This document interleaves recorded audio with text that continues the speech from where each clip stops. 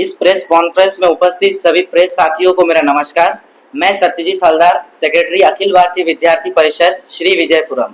आज आप सभी को यहाँ पर बुलाया है कि आप सभी के द्वारा हम ये बोलना चाहते हैं कि अखिल भारतीय विद्यार्थी परिषद ने डीम यूनिवर्सिटी को लेकर अभी तक क्या क्या कदम उठाए हैं और आगे आने वाले समय पर क्या क्या कदम उठाने वाले हैं, इसी विषय को लेकर आज आप सभी को यहाँ पर आमंत्रित किया है। आज हमारे इस पैनल पर उपस्थित है हमारे बीच joint secretary Shri M Vinesh ji, Shri Bhuvaneshwaran ji, हमारे जेएनएम यूनिट के प्रेसिडेंट, और हमारे साथ उपस्थित है श्री आयुष राज जी, एग्जीक्यूटिव मेंबर और हमारे लॉ कॉलेज की यूनिट के कन्वेनर। इसी के साथ इसी विषय को लेकर आप सभी को यहाँ पर आमंत्रित किया है। आज हम अपना प्रेस कॉन्फ्रेंस को शुरू करते हैं और आगे एक एक कर सभी अपने विषय को रखेंगे।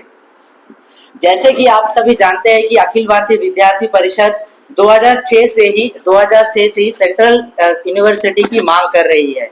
जैसे तैसे 2016 में इस काम के गति पकड़ी और 2018 में honourable lieutenant governor Shri professor Jagdish Mukhi जी द्वारा इसका प्रिंसिपल अप्रूवल भी मिल चुका था। पर ऐसा क्या हुआ कि उनके जाते ही हमारे जो वर्तमान के ऑनरेबल लेफ्टिनेंट गवर्नर जी है आए और सारा कुछ बदल गया है। और उसी समय पर हमारे ऑनरेबल प्राइम मिनिस्टर जी का अंडमान में प्रवास हुआ और उन्हें कैसे गुमराह करके उन्हें डीम यूनिवर्सिटी का घोषणा करा दिया गया है। और इस सभी प्रक्रिया के पीछे और कोई नहीं, हमारे डीब्रेड के प्रिंसिपल डॉक्टर उत्पल शर्मा जी का साजिश और सब कुछ बदल दिया गया है, जिनके खिलाफ सेंट्रल ऑडिटर ने रिपोर्ट दिया है कि उनका जो अपॉइंटमेंट हुआ है वो पूरी तरह गलत है। हमारे पास रिपोर्ट भी अवेलेबल है, आप चाहे तो उसे देख सकते हैं। आप सभी को पता ही होगा कि पौंडीचेरी ने कैसे डीब्रेड के जो पौंडीचेरी का जो एफिलिएशन था उसे हटा दिया गया है और उसके बाद डीब्रेड के जो बच्चे हैं उसके क्या हाल हुआ है आप सभी ने देखा ही है। आप फिर भी इसके इतना कुछ होने के बाद भी हमारे प्रशासन लगातार उस व्यक्ति के ऊपर बिना कुछ कार्रवाई करे उन्हें ही डीम यूनिवर्सिटी का नोडल ऑफिसर बना दिया है और उनके ऊपर कोई भी एक्शन आज तक लिया नहीं गया। और आज तक टिल डेट हमने जितने भी अखिल भारतीय विद्यार्थी परिषद से जितने भी अंडमान एडमिनिस्ट्रेशन को जितने भी पत्र लिखे हैं उनके लिए आज तक एक भी पत्र का हमें जवाब नहीं मिला है। और हम ये नहीं चाहते हैं कि जैसे आज डीब्रेड के बच्चों के साथ हुआ है कल को हमारे दूसरे कॉलेजेस के बच्चों के साथ हो और हमारे दीपों के बच्चों के भविष्य के साथ खेला जाए। तो आगे हमारे विस्तार से हमारे भुवनेश्वरन जी आपको विस्तार से बताएंगे। गुड आफ्टरनून सभी को। डीम्ड यूनिवर्सिटी का बारे में हम लोग ऑलरेडी बहुत सारा विरोध रजिस्ट्रेशन कर चुके हैं थ्रू द मीटिंग्स। और सबसे पहला हम लोग का एक इवेंट था मंथन, जिसमें बहुत फर्स्ट टाइम हम लोग कंडक्ट कर रहे थे। उसमें बहुत सारे PRIs, स्टेक होल्डर्स, बहुत जन पार्टिसिपेट किए थे। उसमें हम लोग बहुत डिटेलली एक्सप्लेन किया था कि अगर डीम्ड यूनिवर्सिटी होने से क्या होगा, क्या क्या चेंजेस आएगा, हम लोग को क्या डिसएडवांटेजेस एंड प्रॉब्लम्स को फेस करना पड़ेगा। फर्स्टली डीम्ड यूनिवर्सिटी का प्लान प्रपोजल हुआ था। नाउ-अ-डे वो डीम्ड यूनिवर्सिटी को ऐसा क्लस्टर फॉर्म में कन्वर्ट करके क्लस्टर यूनिवर्सिटी मतलब क्या होता है एक्चुअली, ऑफिस कोई जगह पे सिचुएटेड रहेगा जो रेस्ट ऑल कॉलेजेस है, जैसे कि होगी हम लोग टैगोर, डीब्रेड, डाइट, जेएनआरएम एंड कॉल, जो रेस्ट ऑल कॉलेजेस है वो अपना जगह पे ही सिचुएटेड रहेगा। ओके, उन सबको एक साथ क्लस्टर फॉर्म में ले लिया जाएगा। जो कॉलेजेस जान जाए वहीं पे स्टूडेंट्स आएंगे पढ़ेंगे, लेकिन उन सारा कॉलेजेस का वर्क एक जगह पे चलेगा और रहेगा डीम्ड यूनिवर्सिटी का ऑफिस, वहां से सर्कुलेट होगा। सो फर्स्टली प्रॉब्लम ये है कि ये जो ऑलरेडी एग्जिस्टिंग कॉलेजेस है उन सबको मर्ज कर दिया जाएगा। ये टोटली न्यू प्लान है जो कि यहाँ पे एग्जीक्यूट किया जा रहा है। ऑलरेडी इसका कोई पास डाटा नहीं है कि इस तरह कोई प्लान या एक्सपेरिमेंट हुआ है जो कि सक्सेसफुल है, ऐसा कुछ है नहीं। तो ये हमारा ऊपर काइंड ऑफ एक्सपेरिमेंट भी किया जा रहा है डीपासियों पर, हमारा स्टूडेंट्स यूथ्स जो आगे आने वाला कल में जो एडमिशंस लेंगे। सो बात है कि इनका RTI रिपोर्ट लिया था, डीम्ड यूनिवर्सिटी का प्रपोजल जब हुआ था उसमें फंड्स आए थे, more than hundreds of crore का फंड था। ओके, वो जो कि इनको इंफ्रास्ट्रक्चर के ऊपर खर्चा करना था according to the MHRD, ministry of home resource and development का द्वारा से जो फंड आया था उनको इंफ्रास्ट्रक्चर पे खर्चा करना था। अभी क्लस्टर फॉर्म्स पे जो ऑलरेडी एग्जिस्टिंग इंफ्रास्ट्रक्चर का साथ जो कॉलेजेस है उनको मर्ज कर देंगे। सो क्वेश्चन इज दैट कि जो फंड्स आया था more than hundreds of crore उसको कहाँ इन्वेस्ट करेंगे? इंफ्रास्ट्रक्चर पे आपको पैसा मिला है, अगर इंफ्रास्ट्रक्चर पे आप इन्वेस्ट नहीं कर रहे हैं तो वेयर द मनी गोस, वही क्वेश्चन है। सेकेंडली, ये सबको ऑलरेडी एग्जिस्टिंग कॉलेजेस का एफिलिएशन पौंडीचेरी यूनिवर्सिटी से है। Pondicherry university is an central university. अभी जो आने वाला कल में जो डीम्ड यूनिवर्सिटी है, जो सो कॉल्ड अभी क्लस्टर यूनिवर्सिटी का फॉर्म में एग्जिस्ट में टेक प्लेस होने वाला इन फ्यूचर, उसका एक नया सर्टिफिकेट बनेगा। हम यहाँ पे डिमोटिवेट नहीं करते कि हम लोग एडमिनिस्ट्रेशन वीक है, हम लोग एडमिनिस्ट्रेशन अच्छा परफॉर्म नहीं कर पाएगा, बट बात ये है कि उसका परफॉर्मेंस 10 साल बाद मेजर किया जाएगा। एक बेस्ट साइंटिस्ट ने जब तक नहीं निकल जाता, एक बेस्ट पोएट नहीं निकल जाता, एक बेस्ट एथलीट नहीं निकल जाता, तब तक रेपुटेशन गेन नहीं कर पाएंगे, जो कि ऑलरेडी पौंडीचेरी यूनिवर्सिटी एक गेन्ड एंड एक सेंट्रल यूनिवर्सिटी है जो बहुत अच्छा ऐसा रेपुटेशन का साथ है। तो कंपैरिजनली हम लोग और 10 साल संघर्ष करना पड़ेगा अंटिल एंड अनलेस एक बेस्ट स्कॉलर नहीं निकल जाता जो कि नेशनल लेवल पर रिप्रेजेंट नहीं कर देता, तब तक हम लोग सर्टिफिकेट को रिकॉग्नाइज नहीं करेंगे। जैसे कि ए भाई पौंडीचेरी यूनिवर्सिटी से पास हुआ है और हम जो फ्यूचर में जो यूनिवर्सिटी बनने वाला है क्लस्टर यूनिवर्सिटी, उससे हम पास हुआ। ऑलरेडी रेपुटेशन गेन यूनिवर्सिटी से भाई पास हुआ 50% का साथ, और हम पास हुए सेंटम का साथ। तो अब तो वही देखेंगे ना कि कौन सा यूनिवर्सिटी का रेपुटेशन ज्यादा है, वहाँ पे क्वालिटी ऑफ एजुकेशन, वो सिर्फ तब तक डिटरमाइन नहीं होगा जब तक बेस्ट स्कॉलर नहीं निकल जाता, जो फ्यूचर में बनने वाला यूनिवर्सिटी जो क्लस्टर यूनिवर्सिटी है। तो एक प्रॉब्लम्स रहेगा। और फंड, अभी सेंट्रल यूनिवर्सिटी को फंड मिलता है, सेंट्रल यूनिवर्सिटी फंड देता है। अभी क्लस्टर यूनिवर्सिटी बनेगा, एक सोसाइटी को द्वारा रन किया जाएगा, तो उसका फंड कहाँ से आएगा? Where we will get the money to run that cluster university? ये अल्टीमेटली और डायरेक्टली इनडायरेक्टली बच्चों से ही लिया जाएगा। जो कि मेरा सालाना मेरा फीस जो रहता है, जैसे कि पौंडीचेरी यूनिवर्सिटी में नियर अबाउट 1500 to 1700 में एक साल का खत्म, ट्यूशन फीस जो भी है हो गया। बस जो एग्जाम फीस रहेगा पर वे पे 60 रुपीज, प्रैक्टिकल 100 करके मेरे को भरना पड़ता था, वो 500 के अंदर हो जाता था। तो अभी 1700 वाला जो फीस है, फ्यूचर में आपको आइडिया भी नहीं रहेगा, मोर देन 30-40,000 हो जाएगा, जो यहाँ का नॉर्मल अंडमान बच्चों के लिए अफोर्ड नहीं कर पाएंगे। अगर 40-50 दे के पढ़ना होगा तो ऑब्वियसली जो नेटिव प्लेसेस है, चेन्नई है, केरला है, बैंगलोर है, वहां चले जाएंगे और 40-50,000 पुश करके हम बाहर पढ़ लेगा। तो संभव यहाँ का सिस्टम और बैकबोन को ब्रेक कर देंगे।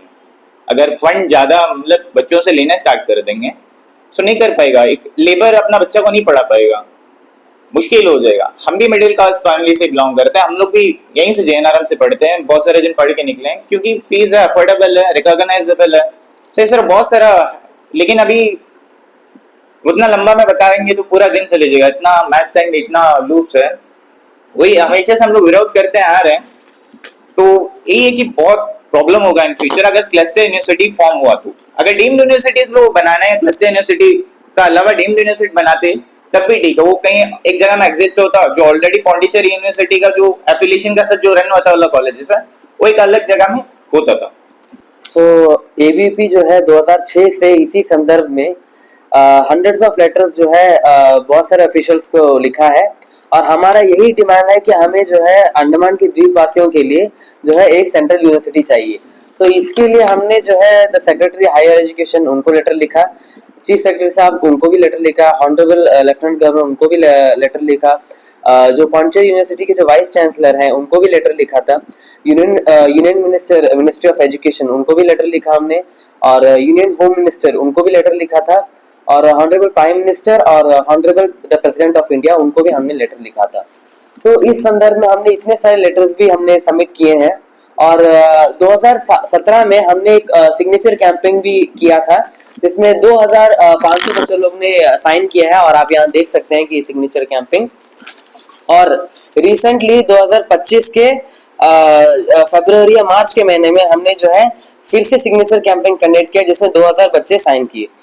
तो हम जागरूकता फैलाने के लिए जो समर वेकेशन हॉलीडे है, इसमें हम और भी जाकर जो है इंटर आईएनएस में जाकर इस डीम्ड यूनिवर्सिटी का जो डीमेरिट्स है वो भी हम बताएंगे, और साथ ही साथ हम ये आग्रह करते हैं कि जो डीम्ड यूनिवर्सिटी फॉर्म ना हो।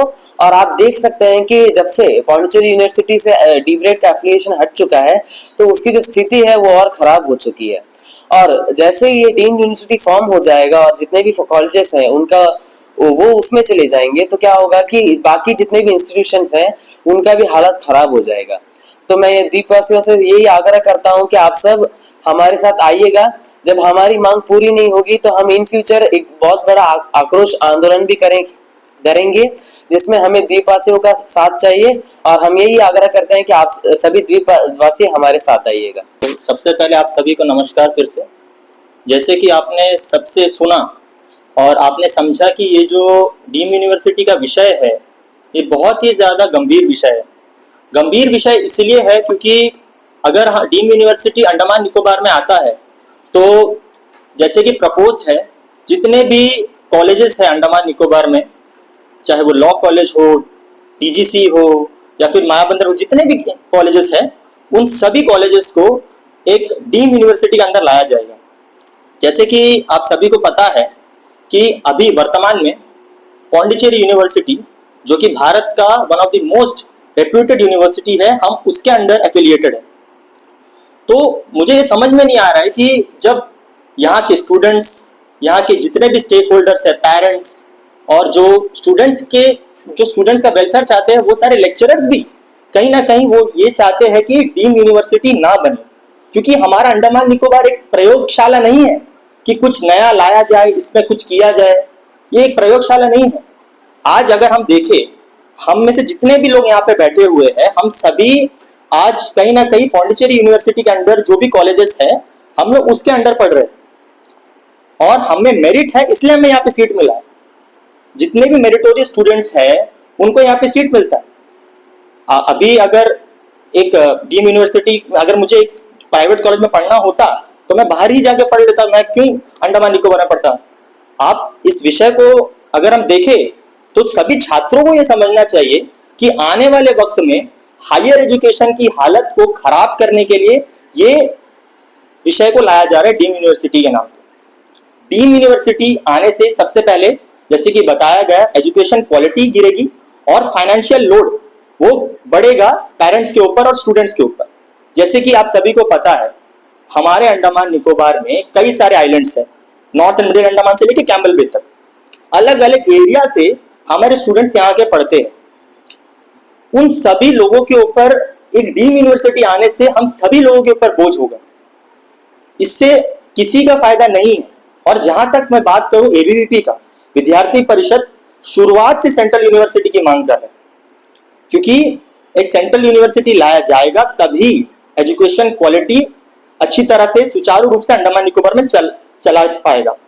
मेरा ये मानना है कि डीम्ड यूनिवर्सिटी लाने के बजाय अगर एक सेंट्रल यूनिवर्सिटी लाया जाता है, इससे ही हम सभी स्टूडेंट्स का भला हो पाएगा।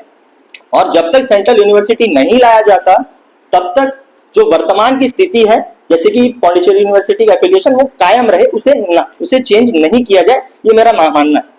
अलग अलग स्तर पर अलग अलग संगठन, छात्र संगठन हो, युवा संगठन हो, जो लोग अंडमान निकोबार के भला चाहते हैं वो सभी लोग अपने अपने स्तर पर विरोध कर रहे हैं। हम कई संगठनों को जानते हैं जो इस विषय पर अंडमान निकोबार में अलग अलग क्षेत्रों में विरोध कर रहे हैं। मैं उन सभी लोगों से हाथ जोड़कर विनती करता हूं कि जब तक हम एक नहीं होंगे, जब तक हम लोग बिखर के लड़ाई करेंगे तो कुछ फायदा नहीं होने वाला। जब तक हम एकजुट होकर एक मंच पे आकर इस विषय का विरोध नहीं करेंगे, हमें सक्सेस नहीं मिलेगा। As we know that media is the fourth pillar of democracy. Media के थ्रू ही हम आज जो है अंडमान निकोबार के लोगों तक पहुंच पा रहे हैं और ये मैसेज को पहुंचाने का काम कर रहे हैं कि हम सभी को एकजुट होना पड़ेगा। We have to form either a joint student forum और we have to form either a joint forum जो इसका विरोध कर सके।